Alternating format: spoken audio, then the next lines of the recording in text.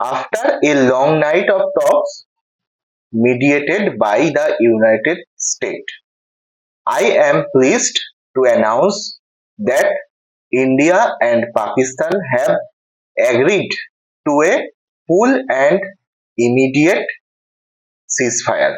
Congratulations to both countries on using common sense and great intelligence. Thank you for your attention to this matter. Donald Trump ইনি social মিডিয়ায় এমনই একটা মন্তব্য লিখে ছেড়েছেন। এটা কি? ভারত এবং পাকিস্তানের যে একটা যুদ্ধ পরিস্থিতি তৈরি হয়েছিল তার পরিপ্রেক্ষিতেই তার এই মন্তব্য। তাহলে সত্যিই কি যুদ্ধবিরতি হতে চলেছে, সমাপ্ত ঘটতে চলেছে এই যুদ্ধের? যে যুদ্ধ পরিস্থিতি দুই দেশের মধ্যে সৃষ্টি হয়েছিল তা কি স্বাভাবিক হতে চলেছে? অবশেষে সত্যিই একটা স্বস্তির নিঃশ্বাস কিন্তু সকলের জন্যই। ডোনাল্ড ট্রাম্পও সেটাই জানালেন। আপনারা জানেন কাশ্মীরের পেহেলগামে যে ঘটনা কিছুদিন আগে ঘটেছে, সেই ঘটনার পর থেকেই দুই দেশের মধ্যে একটা উত্তপ্ত পরিস্থিতি তৈরি হয়েছে। বলা যেতে পারে পাকিস্তান যেচে যুদ্ধ জিগির তুলেছিল। ভারত প্রথম থেকে চায়নি, কিন্তু পাকিস্তানের যুদ্ধ আবহ তৈরি করার একটা পরিস্থিতি সৃষ্টি করে দিয়েছিল, তাই ভারত পাল্টা দিয়েছে। আর তারপরেই ধীরে ধীরে কি হলো, সুর বদলালো পাকিস্তানের। যুদ্ধ জিগির বন্ধ করে শান্তির বার্তা দিতে থাকলো পাকিস্তান। বলল ভারত যুদ্ধ যদি থামায় তারাও থেমে যাবে। এই কথা বললেন পাকিস্তানের বিদেশ মন্ত্রী ইশাক দার। কার্যত ভারতের দিকেই বল ঠেলে দিল পাকিস্তান। হঠাৎ পাকিস্তানের এই মত পরিবর্তন, নেপথ্যে কি কারণ? আমি রয়েছি সাজিদ আর আপনারা দেখছেন N24 টিভি। বিস্তারিত জানাবো আপনাদের। যুদ্ধ আবহ তৈরি হয়েছিল সবে, দু তিন দিন পাকিস্তান টানা ভারতের বিশেষ করে কাশ্মীর অঞ্চলে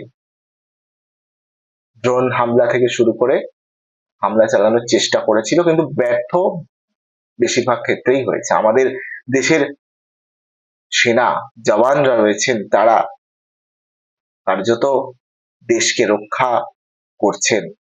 আমরা দেখেছি অপারেশন সিন্দুর, যা একেবারে পাকিস্তানে ঢুকে সেখানকার 9টি জঙ্গি ঘাঁটি গুড়িয়ে দিয়েছে। অপারেশন সিন্দুরের মূল মাস্টার মাইন্ড কিন্তু আমরা দেখেছি দুজন মহিলা, ভূমিকা সিং এবং কর্নেল সোফিয়া কুরেশি। তো তারপরেই পাকিস্তান তারাও ছাড়বে না বদলা নেবার জন্য পরের দিনই শুরু করলো ভারতের ওপর ড্রোন হামলা। যদিও সেইভাবে তারা পারেনি, ব্যর্থ হয়েছে অনেকাংশে। কিছু কিছু জায়গায় তাদের আঘাতে ভারতের ক্ষতি হয়েছে, কিন্তু হঠাৎ করে তারা যুদ্ধবিরতি চাইছে। পাকিস্তানের যে বিদেশ মন্ত্রী রয়েছেন তিনি বলছেন যে পাকিস্তান পিছু হটতে রাজি যদি ভারত তাদের মিলিটারি প্রত্যাঘাত থামিয়ে দেয়, তবে তারাও থেমে যাবে। জানা গিয়েছে মার্কিন স্টেট সেক্রেটারি মার্কো রুবিওকে এই কথা বলেছেন পাক বিদেশমন্ত্রী। পাকিস্তানের অবস্থান স্পষ্ট করতে বলেন, আমরা সত্যিই শান্তি চাই, কোন দেশের উপর আধিপত্য স্থাপন করতে চায় না। প্রসঙ্গত আজই ভারত ও পাকিস্তানের যে বিদেশ মন্ত্রী তার সঙ্গে কথা বলেন মার্কিন স্টেট সেক্রেটারি যিনি রয়েছেন মার্কো রুবিও। তিনি পাকিস্তানকে সংযত হতে এবং সংঘাত থামাতে সদর্থক পদক্ষেপ করার কথা বলেন। ভারতের বিদেশ মন্ত্রীর সঙ্গে আলোচনায় এস জয়শঙ্কর সাব জানান, ভারত যথেষ্ট সংযত, কেবল পাকিস্তানের আক্রমণের জবাব সেটাই দিচ্ছে ভারত। ভারত নিজে থেকে আগ বাড়িয়ে কিছু করতে যায়নি, পাকিস্তান যা করছে তার পাল্টা জবাবই কিন্তু আমরা দিচ্ছি। ভারতের মানে বিদেশ মন্ত্রী স্পষ্ট জানিয়ে দেয়। এদিন বিদেশ সচিব বিক্রম মিশ্রিও সাংবাদিক বৈঠকে জানায় যে পাকিস্তানের উস্কানিমূলক আক্রমণের জবাব দিয়েছে ভারত। পাকিস্তান যে ভারতের সেনাঘাঁটিতে হামলা চালিয়ে ব্যাপক ক্ষয়ক্ষতি করার দাবি করেছে তা সম্পূর্ণ মিথ্যা।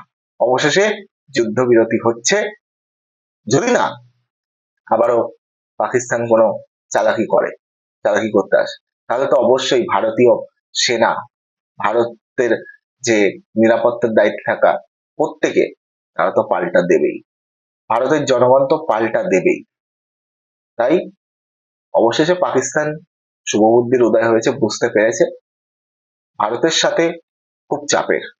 তাই আশা করব পাকিস্তানও আবার পুনরায় কিছু করতে আসবে না, তাহলে আবারও পাল্টা অবশ্যই ভারত, আমরা চুপ করে বসে থাকবো না, ভারত পাল্টা দেবে।